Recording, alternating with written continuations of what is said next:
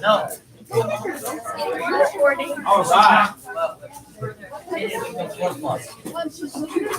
right. So I don't think we could possibly be more reviewed and talked out than that.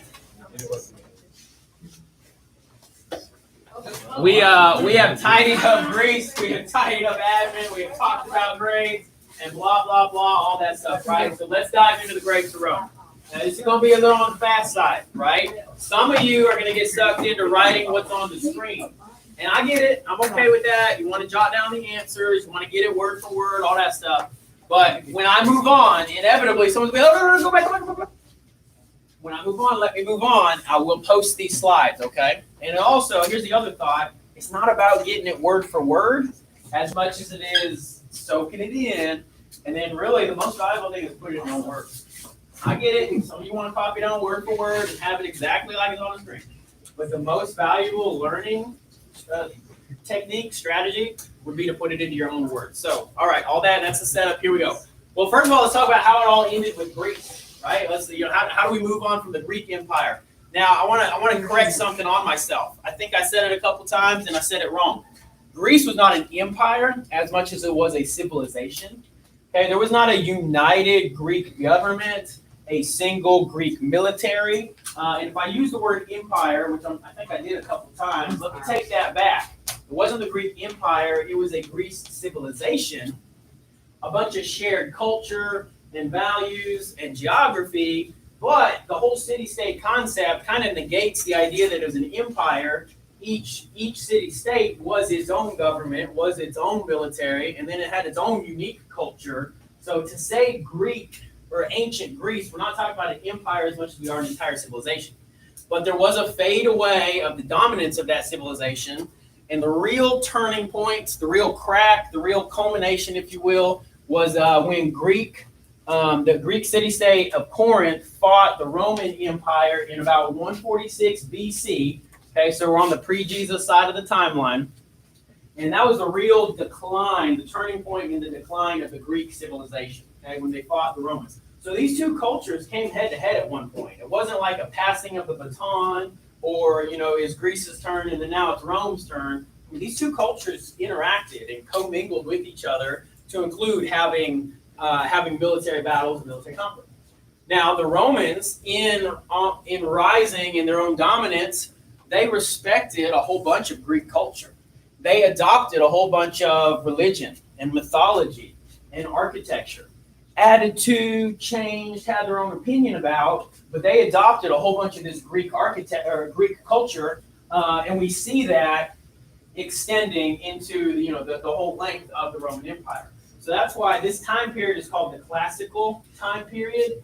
And I'm one step ahead of myself, but we're gonna rediscuss this classical time period as we talk about the Renaissance, because the Renaissance in the 1300s is going to be a time period when thinkers in Europe are like, hey, we've come through some hard times, Black Plague, worldwide death. Man, maybe we could get back to the classicals. Maybe we could get back to the classics. So tie a string around that one, because when we talk Renaissance, we're going to re-talk the classics, and that's going to take us right back to Greece and Rome. So this is how Greece ended. Now we planted the Roman flag, SPQR, that's the Roman flag, and we're going to move on from there. Big idea. I've done this for all our civilizations here. Lily, you're right here. Find Rome for me. Cool. Globe be struggling. I want to get Lane to do it. He always talks about Australia's not here, so Laney has successfully found Australia. Down under. They're sarcastic. I see that. It's I found a shape. I have to go. What your nose? Okay, look. There we have it. Hey, it's tough being on a hot seat, right? So, what is the iconic shape of Italy? Yeah, it looks like a boot. So here we have it. In Europe, it's yellow. It's Italy. It's the boot. Rome is pretty much smack in the middle of the peninsula. So I just wanted to orient us to what the geography we're actually talking about. When we say Rome today, we're talking about a city that is the capital of Italy. But when we say the Rome, ancient Rome, or the Roman Empire, and this time I will use that word correctly, we're talking about a wide expanse across much of the known world at the time. So I just want to clarify, Rome today, if you go for that awesome European vacation, you're going to the city of Rome. We are talking about the expanse of the Roman Empire. I'm not going to watch either of these videos, but I will post them for you. I'm going to do a better job talking it than the videos do anyway. So there we have it. Now I'm showing you on a map. If you can't remember what Italy looks like, maybe that, what do they call those boots? What's the fashion called? Tall boot like that? It's a real high boot, okay? Yeah, what was it? Rain boots? I don't know. A high-heeled boot with a tall something, right? So that's what Italy looks like. Italy, so the actual geography matters because it's a peninsula. That allows for a lot of trade to come into the area on all sides, right? That means there's water and there's many ports around the whole geography there. There's a variety of mountain ranges as well, so it's kind of a natural barrier used for military reasons as well. Because anytime there's a mountain range, it makes it harder for the armies to cross either direction. So you got two distinct mountain ranges: the Alps and the Apennine. Variety of other natural features. There are volcanoes. They're susceptible to earthquakes. Things like tsunamis can potentially affect them as well. And then life between two rivers, or rather I should say life all springs up between waters, right? The Tiber River is near Rome as well. Not as iconic to life sustaining as is the Nile, but of course anytime there's water near a main hub, it contributes to life overall.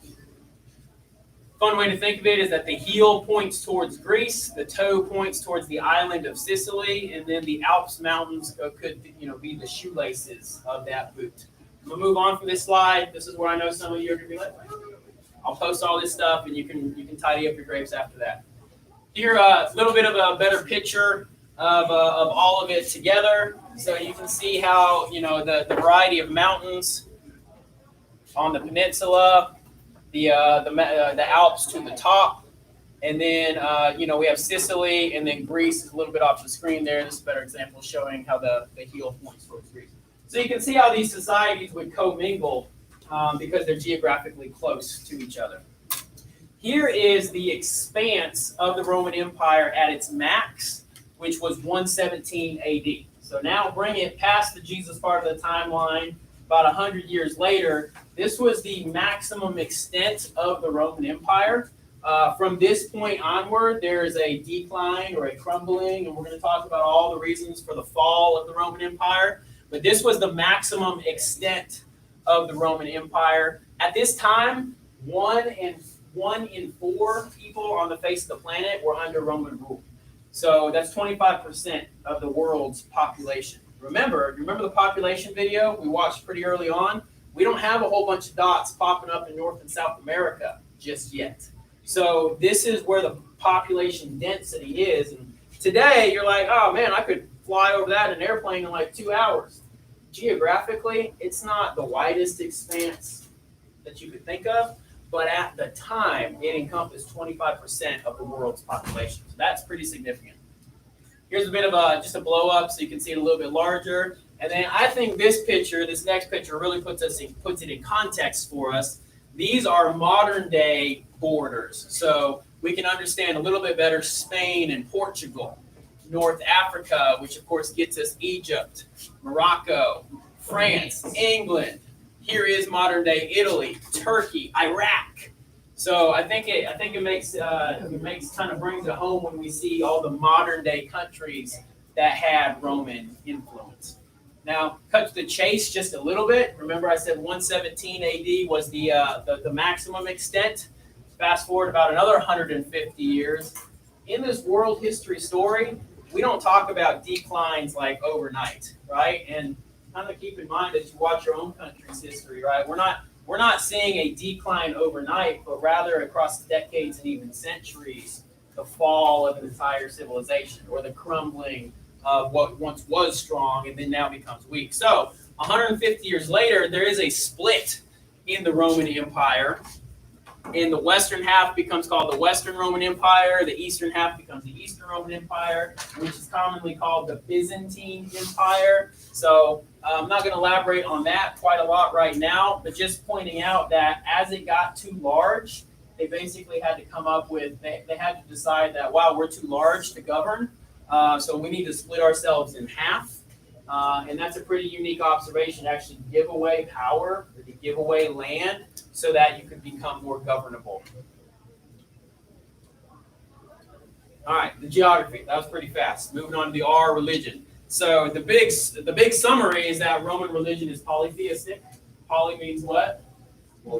Many. So polytheism is worshiping multiple gods. Like I said, the Greeks, or rather the Romans, adopted a lot of things they liked about Greek culture, and one of those things was polytheism and the worship of these various gods and goddesses. Remember, the gods and goddesses, there's usually one for every unexplainable facet of life: love, war, lightning, water, fertility, etc. So there's a variety of these gods and goddesses that somehow explained the unexplainable. I'm going to show you a chart here in a second that shows you how the Greek and Roman gods pretty much match up with each other, even if they have a different name. And in fact, to this day, you'll see these names said, and it's kind of confusing. Oh, are we saying the Greek god of the ocean, or the Roman god of the ocean? Fast forward, so structures, a lot of the iconic structures, just like in Greece, were built as houses of worship for these gods. These iconic structures were houses of worship for these gods, and then offerings could be made inside of these temples. Usually by high-ranking officials, government officials, or religious figures.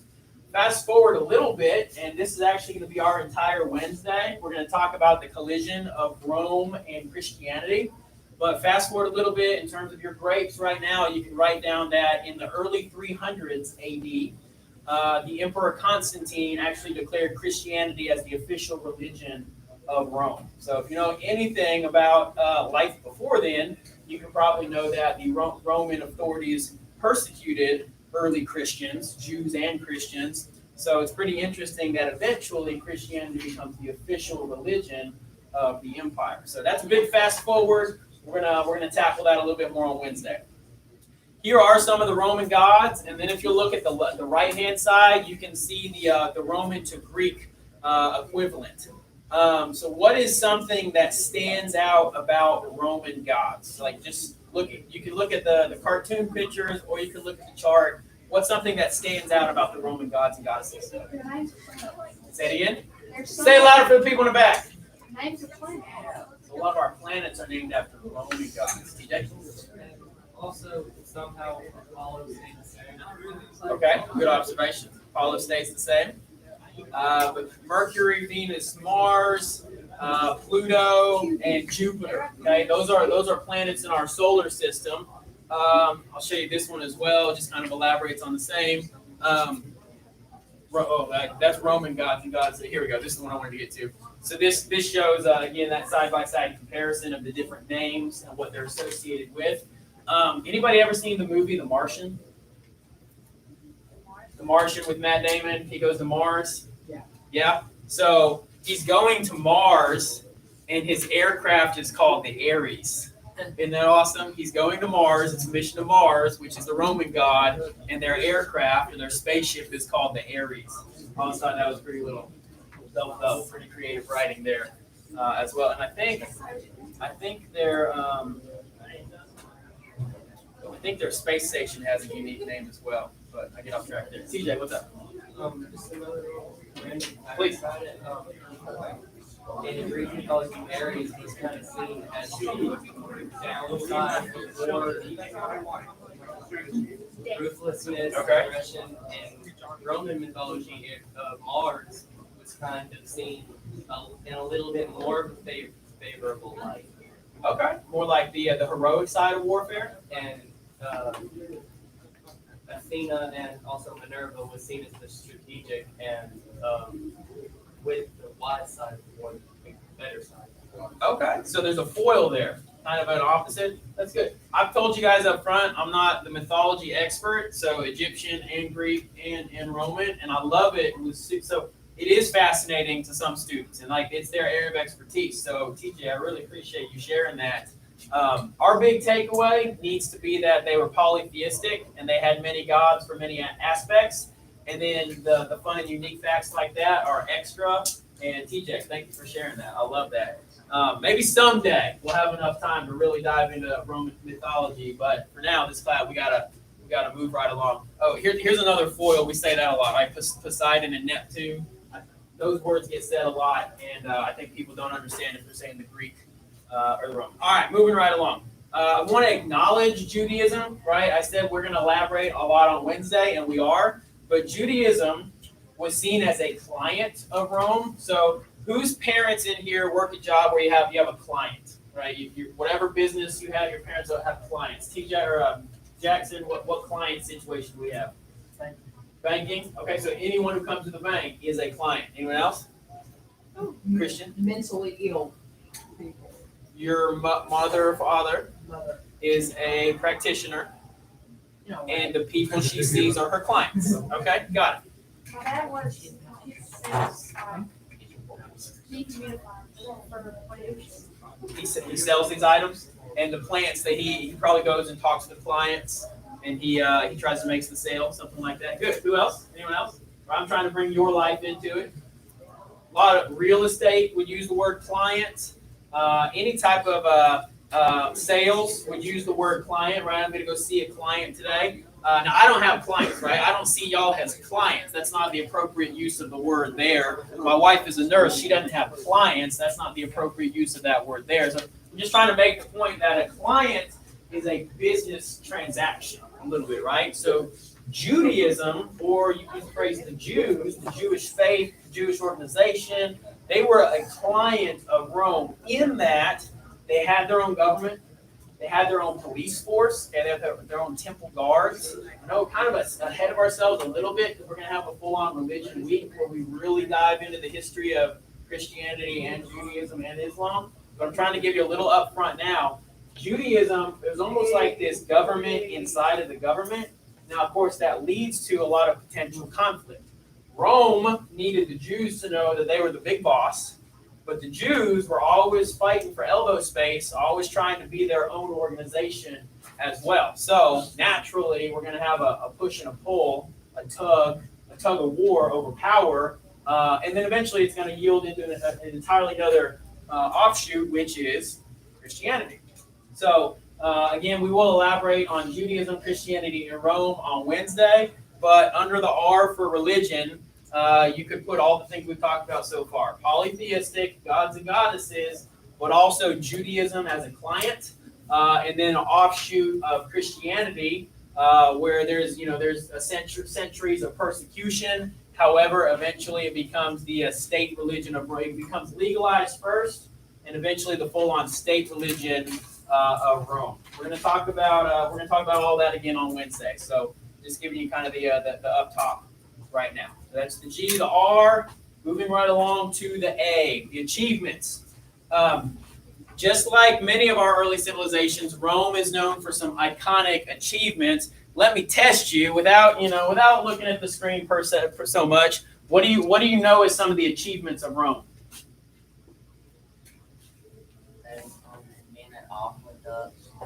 Aqueducts. Tell me more about aqueducts, right?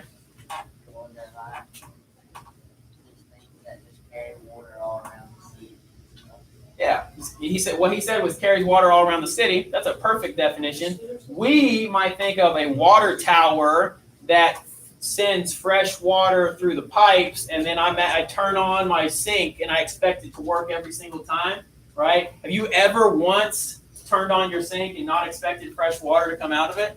Yes. In a hurricane. Okay. You guys found the situation. I asked the question wrong. We largely expect to turn a little knob, and life-giving water just comes right out of our source immediately.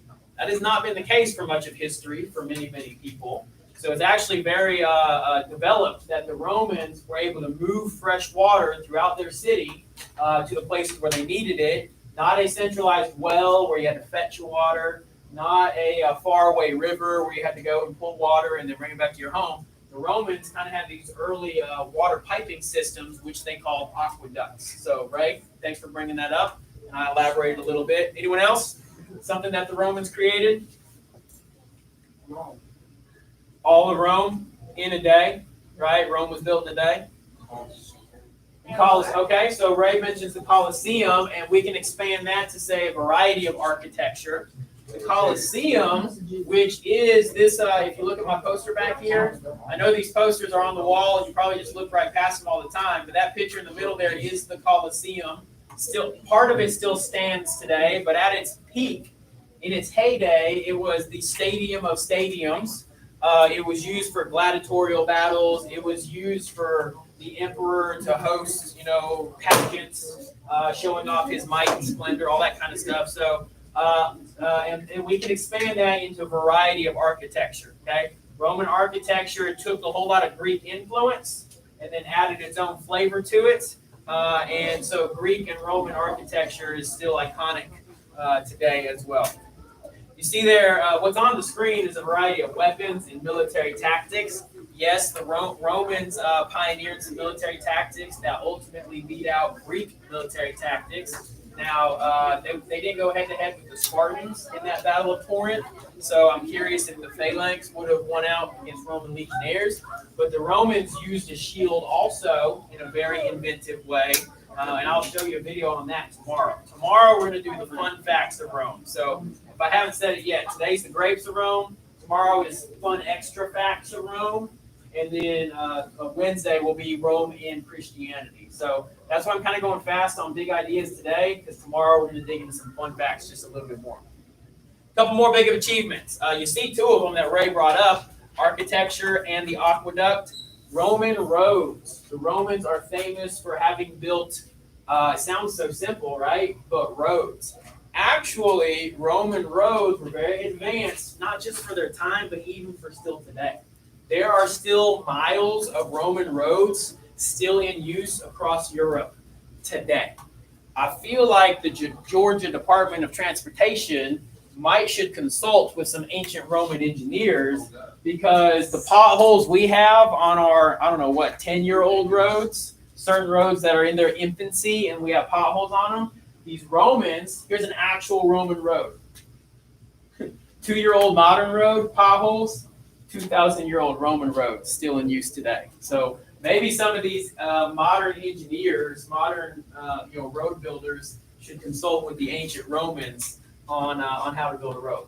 Now, so we take roads very much for granted today, right? Like I got my own personal road that leads up to my house on the drive, right? We all drive on these things. We probably don't think twice about it. We gripe about paying taxes, but yet our taxes should go to maintaining roads, right? So roads are very common to us. Not so to an ancient Roman or people living at that time. How would a road be super valuable and really change their entire lifestyle? Right? Trade. Tell me more. Go across the road better than Being able to travel on a road is better than just paving your own trail on sand or through the forest or even across the grass. Yeah. So it extended the reach that trade could go. It extended the smoothness of the journey, or increased the smoothness of the journey overall. So, Kurt, very good there. What else?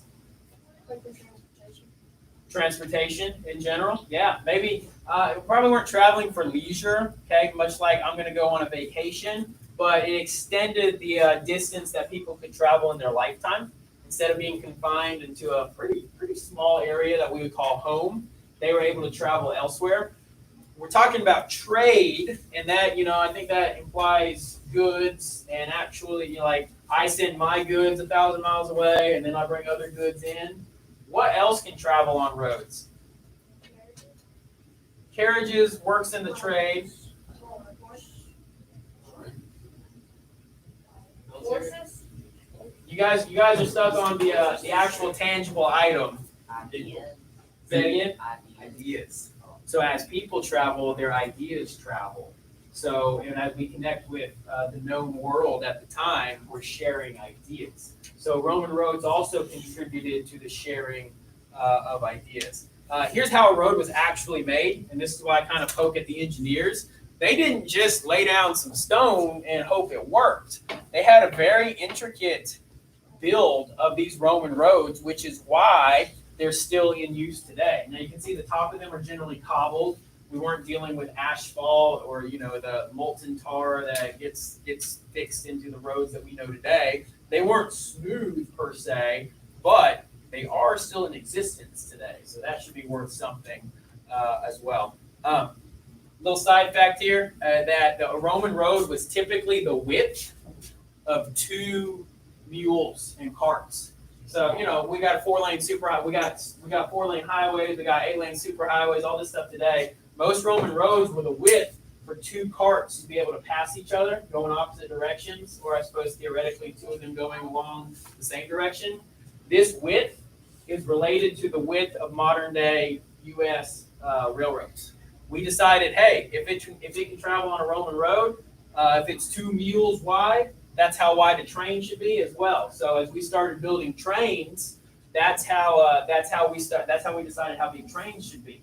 And that gets into not just the track, but also the tunnels. Well, how big should our tunnel be? Well, our tunnel is related to the size of the track, which is related to the size of the Roman road. Here's this. I'm going to level up one more for you. The size of railroads affected the size of what would become the first spaceships to the moon, because these parts had to travel by rail. So literally the width of a Roman road affected the size of the first spaceship to the moon. Isn't that crazy? You see how history builds on itself?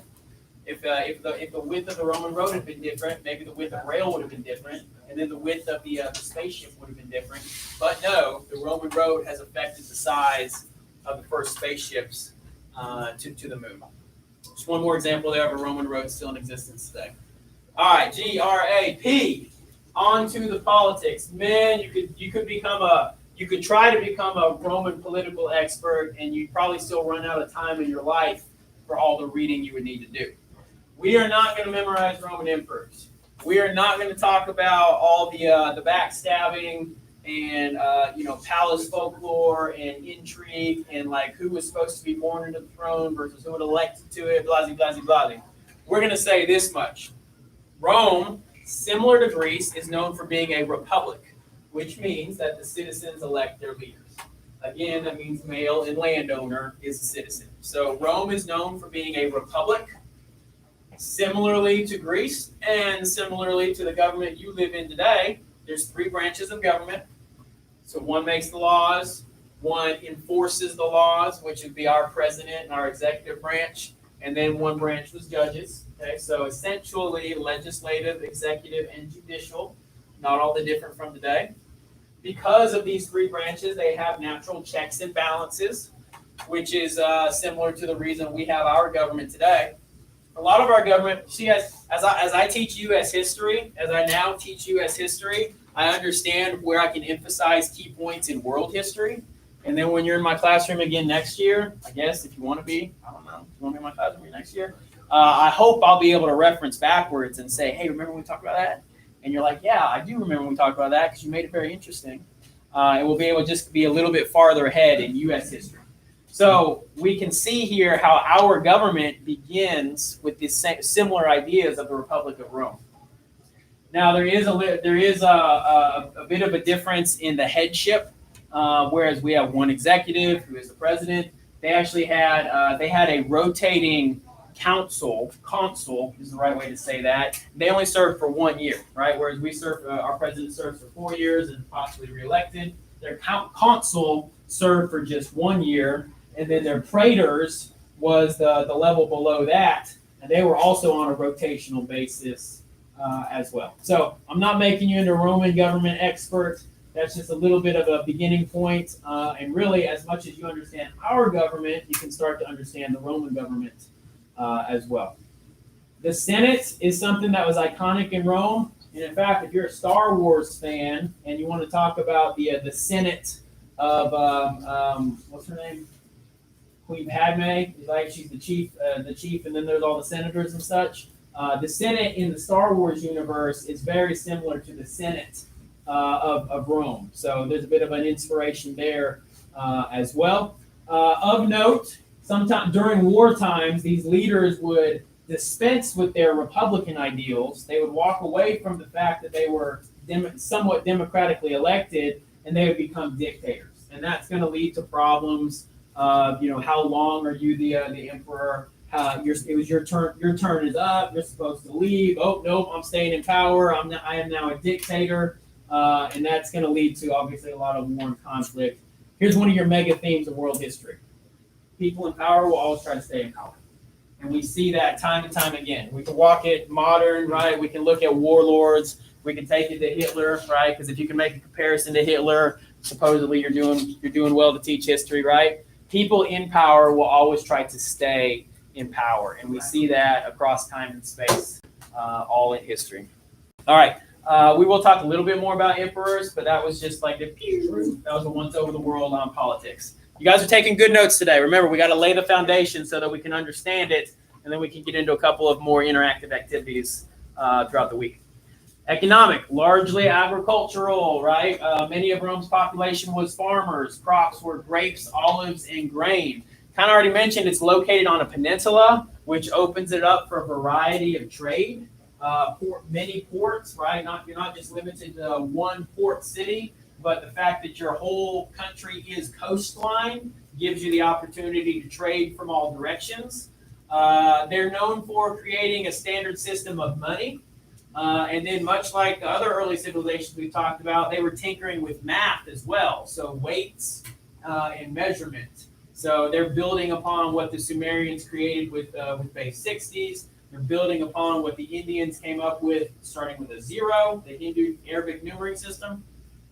And the Romans are dealing with weights, measurements, and they have built their own money system as well. I actually have some ancient Roman coins that I'll bring out tomorrow, and maybe you'll feel like you're there because you're touching some ancient Roman coins. That'd be cool, huh? There are some, so top left, there's some pictures of the coinage, very similar to ourselves, right? Our own country putting pictures of presidents on coins, they're doing the same. There's an important moment in the Bible where Jesus is talking about money, and he says, give to Caesar what is Caesar's. What he's referring to is the fact that Caesar's picture is stamped onto the coin, and then Christians would try to have an understanding about when he says, give to God what is God's, meaning that money isn't the most important thing in the world, but I digress. And then the map here, you can see various trade routes. You can see how through the water, a lot of products came into Rome, or it really spread throughout the Roman Empire. And then, of course, they can go overland as well. So Rome, the city, being the epicenter of the empire, pretty significant, the fact that it's on the Italian peninsula. All right, and then society. G.R.A.P.E.S. Oh, that's the last one. You guys are like, hallelujah. We're going to see a triangular shaped society, and I'm going to show you that picture here in a second. But more than the triangle, there's kind of like one dividing line. The upper class is called patricians, and then the lower class is called plebeians. Now, you wish it was that simple. Make it a little more complicated. There are steps inside of the patricians and the plebeians, but the big dividing line is: are you a patrician, meaning you're in the ruling class, you're wealthy, you're a landowner, or are you a plebeian, meaning you're a shopkeeper, you're a worker, you're an average person? And then outside of that would be the slave class. Okay, so there's even one more distinction there. And then, unfortunately, we are not evolved enough for women to have landowning rights, voting rights, government leading rights. We're not there yet. We'll get there, ladies, I promise. I'll advocate for it at every step, but historically speaking, we're not there yet. Now, little caveat on the women. Women they weren't exclusively under the slave category. Women took on their husband's social position, but they still could not own land, vote, hold office. But that said, do you think that the wife of a senator, would be the right word, do you think the wife of a senator could influence the senator? Yes. How so? Private conversations, advice, and just that husband and wife communication, right? So to that, the point I'm trying to make is that even though they might not have formal standing or a formal vote or the ability to hold office, women very frequently influenced their husbands, and I think that's still true today, right? Again, of course, we're in a place where women can hold the office, but even so, the spouse of the elected person, be it president, senator, or whatever, the spouse of that person is still influential to that person as an advisor. So women, even though they're not holding rights inside a room, they're still influential to their husbands in as much as the husband would receive their advice and their counsel. Here's that. So top left, that kind of shows the triangle shape. And in that, there's patricians at the top, plebeians in the middle, and then there's the slave level at the bottom. There's the real divide between leadership and plebeian. Okay, so there's kind of that one distinct divide. And that is what I kind of wanted to show you there. To give you a little personal example, I've been a plebeian before. You believe that? Mr. Swanson, yeah, you were a plebeian in ancient Rome. How old? How old am I? Someone asked me if I was 41 the other day and almost cried. I told you that. Wow. No, I've been a plebeian before because at the college I went to, the freshman class was called plebes. And the reason for that is because we're more or less treated like plebeians or plebes. I'm gonna stay away from the H word, hazing. It wasn't hazing per se, but there's a whole lot of rite of passage in that military environment where the youngest people, the freshmen, had to do certain things for the upper classes. Simple stuff, okay? Like we had to take out laundry, we had to take out trash. Sometimes we had to recite knowledge on command. Like they'd say, hey, how many days till Christmas? And I'd have to know that. It's all part of the training. Okay, it's part of the mental agility and the discipline and growth and all that kind of stuff. But I've been a plebeian before. Now, I'll expand the analogy a little bit more. This is my friend Kevin, and then this is myself. Now, Kevin was a senior the year I was a freshman, but he kind of took me under his wing. It was a mentorship relationship, right? He said, I'm a senior. I'm about to leave the academy, but I want to pass on my knowledge and my wisdom and my lessons learned to someone who's still coming up through the ranks. So even though he was a first class and I was fourth class, he was still willing to mentor me and to help me grow. And I don't know if it was quite that way in the Roman society, but I should have been, right? The people who have stuff should always try to give back to those that are still growing or still coming up through the ranks. Delaney? Where are you at? That looks so Photoshop. Photoshop. That looks funny. This was like pre-iPhone, so this was like a little point-and-shoot camera. Like I had to pull it out of my body, like the lens came out, and then you like had to have to press or focus. Where are you at? That's the college I went to. It's called West Point. It was in New York, and it's the college has these iconic gray buildings. It kind of looks like Hogwarts a little bit. So that's where I was. That's why it's all gray right there. All right, a little bit more. Now I said it wasn't hazing, but every now and then the plebes had to put. We had Thursday night spirit dinners, which was just as fun as it sounds. All right, and every now and then plebes would have a theme that they'd have to dress up and put on a show, a little skit or whatever. So this was actually toga night, Greece, not Rome. But there I'm dressed up for toga night, and I think this is Halloween. I'm not sure, guys.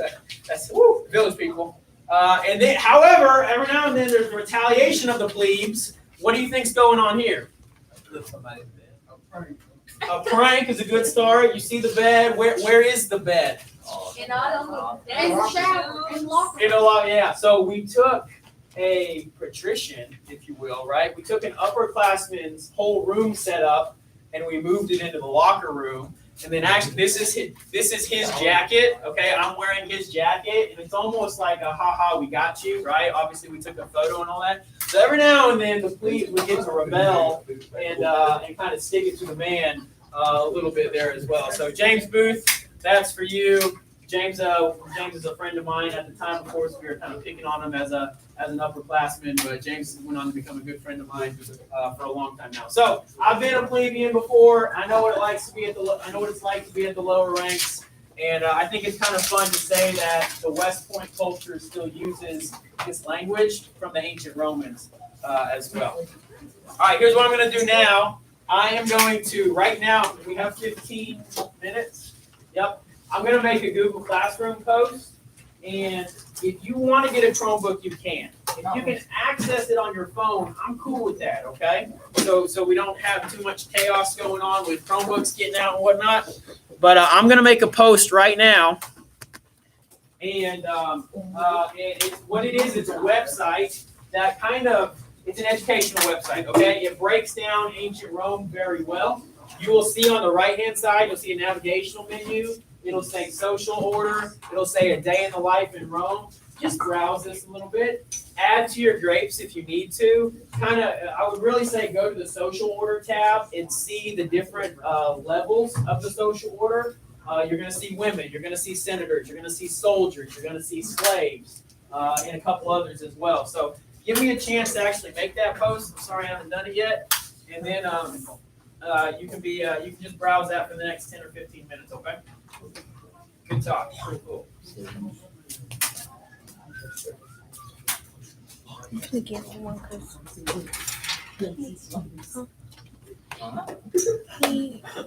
he ain't grade my stuff, man.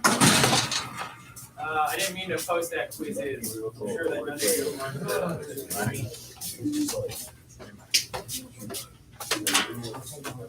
All right, there you have it. You should be able to refresh the feed. I would just ask you to click on that pbs.org link, whether on your phone or on a Chromebook. If you have gaps in your grades and you feel like I need to look at some of your pages, or you need to show me your pages, or whatever, we can use these 15 minutes for that as well.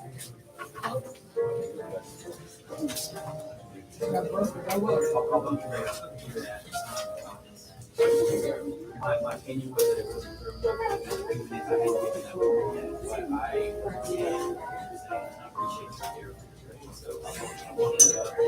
was right on it.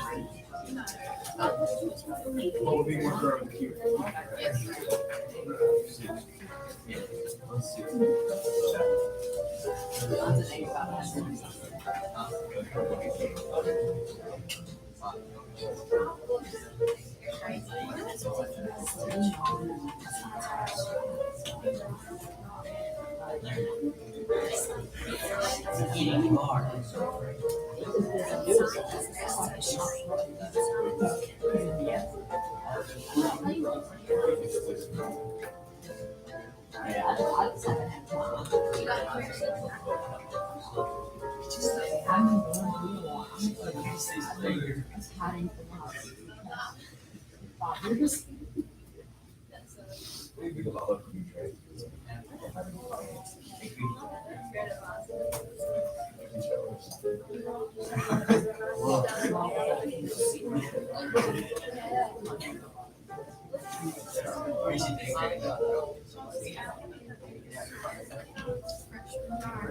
See the right-hand side where it says social order?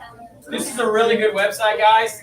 In the past, I've had students actually build a whole project off of this, but the way the days are shaking out this year, we're approaching Rome a little bit differently. So I'd strongly encourage you to be curious enough to read through this website and just expand your brains a little bit. Crazy, I know, right? You sick? Hey, where we playing this week? Road or what? I thought this was burying and it got canceled. Is that what's going on this week?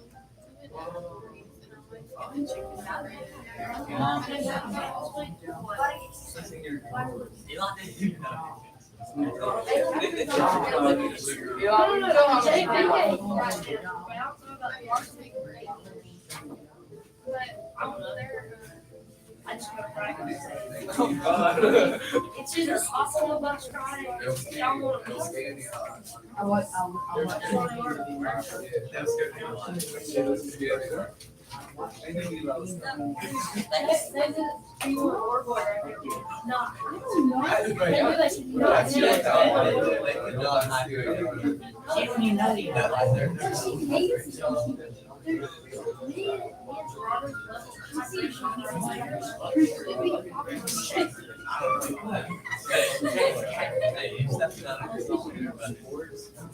maybe because he mentioned letter name.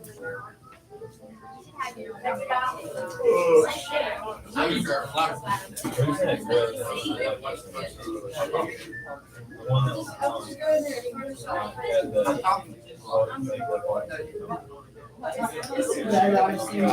time I wanted to mess with him, he goes, I will join.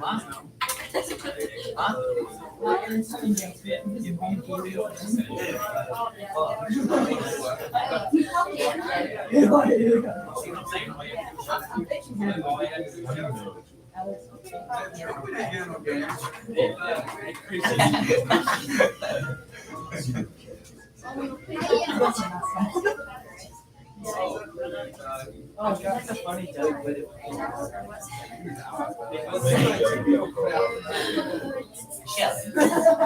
You're not that crazy.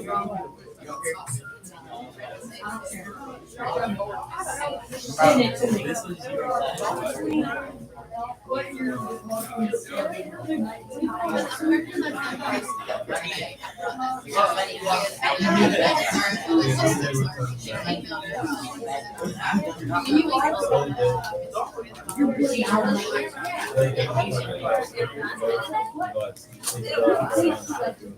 He told me.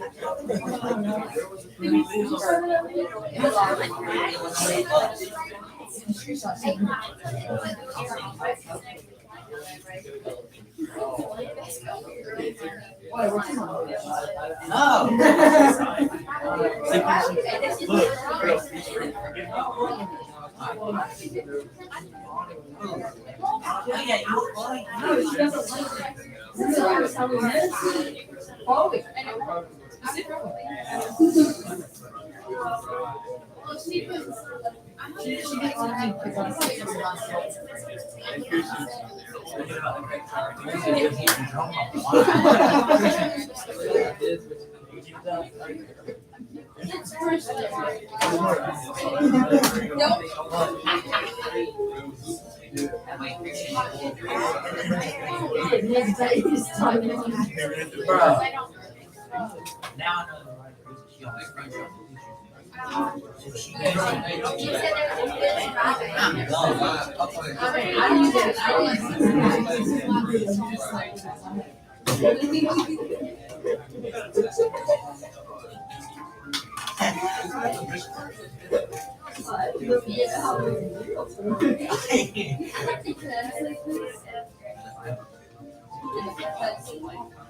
Yeah. You just go Chris coffee and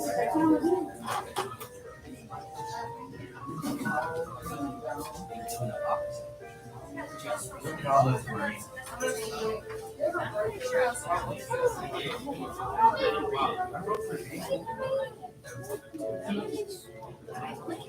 You know, you need our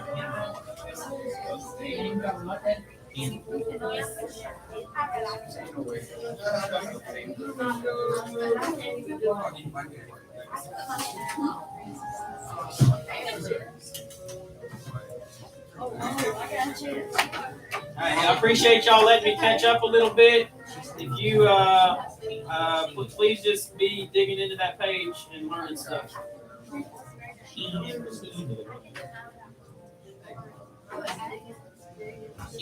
That's wrong.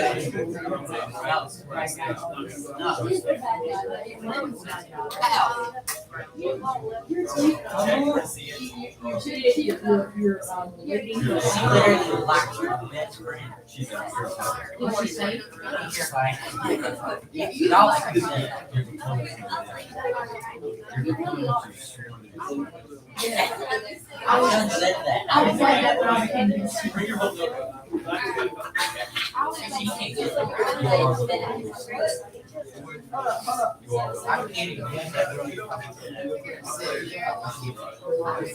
they wanted them to break share the same day.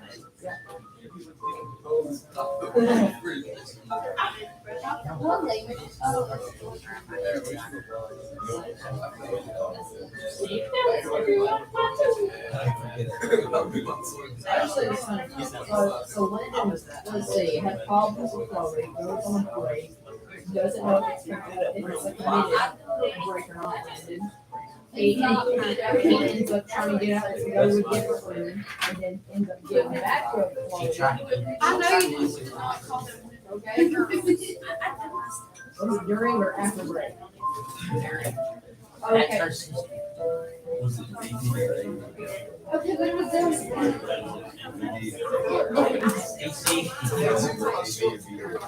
I know who she can do. Delson's brother. You don't have a home. He's 4 years old. I